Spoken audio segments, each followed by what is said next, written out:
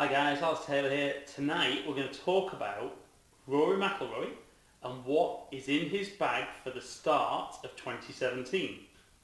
Now I'm doing this video and there's been nothing hard facts confirmed, but I've read in a couple of places and heard from a couple of good sources that Rory had obviously played Nike clubs and towards the end of 2016 had put the M2 driver fairway woods in the bag. But the big first switch for Rory for 2017 is the new driver in the bag will apparently be the Callaway Epic Sub-Zero driver. So I'm going to be doing a review video on this a little bit further down the line, but some new technology in the head, jailbreak technology it's called, which apparently is going to get the body of the driver head flexing less and making the face flex more. So increased ball speed all over the club face. And clearly if Rory's putting this in the bag, he clearly feels it's giving him something more than he's had previously, because he wouldn't now change for the sake of changing. So his first one is he's going for the, like I said, the Epic Sub-Zero driver. Allegedly as well, putting the Epic fairway woods, which I presume will be 3 and 5 wood, in play. Now, irons, even though he changed woods at the end of 2016, he didn't actually change his irons, he stayed with his Nike VR blades. But again, nothing confirmed as yet, he'll be going for the Callaway Apex MB. Now, interestingly for Rory, and there have been some comments kind of alluded to, that the reason for changing the irons is actually he's changing his golf ball. So even though he said he was going to stick with the Nike golf ball for the next 3 years, which I don't think any of us genuinely believed he would, but he's actually going to go and play the new Pro V1X golf ball. Now the issue he had was that with the Pro VX new ball, off his current Nike irons, the ball spun too much, because he felt there was too many grooves on the face, and that extra bit of backspin actually cost him some distance and cost him a little bit of consistency. So by switching into the Callaway irons, he feels he's still got the control with the ball while still maintaining the kind of distances that he's used to and that he's looking to get with those iron shots. And he hits his irons a long way, so I wouldn't have thought a little bit of distance would have been an issue. But equally, I think with the change of irons, there's a problem with the Nike irons. There's nobody out on tour now. Certainly with Callaway irons in the bag, Callaway Tour truck's there every week, and as long as he feels his performance is there, I think it makes sense that he's playing with something that he feels great support with, that equally still performs well. So his next change, he's going to be going from his Engage wedges into the Vokey wedges. Now, thing with Rory, he's very often played his pitching wedge that matches his kind of gap wedge, sand wedge, log wedge.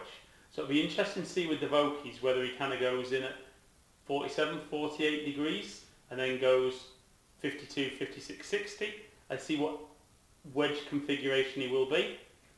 But I think for me, him going with Titleist for his wedges and ball is something he's played in the past. He's had great results with in the past. So it makes sense to go back to something that is proven for him, that's only been improved on since last time he played. And the final change in his bag for this year is going to be his putter. He's had some really good results for the Scotty Cameron putter that he switched to at the end of 2016, but he's now going to go to an Odyssey putter that's got a brand new insert in the face. It's kind of been tested a little bit by Phil Mickelson, and there's been some kind of rumblings on social media as to how well it's performed. But I find it interesting because Rory's never used Odyssey before in his professional career, but for me, there's definitely something there. He's currently working with Phil Kenyon. Phil, at his site, does a lot with kind of Odyssey putters. So I think if they've managed to get their hands on kind of a prototype insert, slightly different head, maybe that gives Rory a little bit more of what he's after, that would completely make sense. He's got a great putting coach on board there. And if Phil's very comfortable with something that he's maybe been able to see a little bit before other people, he's probably been able to get that in Rory's hands, hit some putts. They'll have looked at numbers on the Sam Putt lad and undoubtedly the only reason he'll be changing that is if he feels it'll help him perform at a higher level than it has already. So everything in the bag, brand new for Rory for 2017.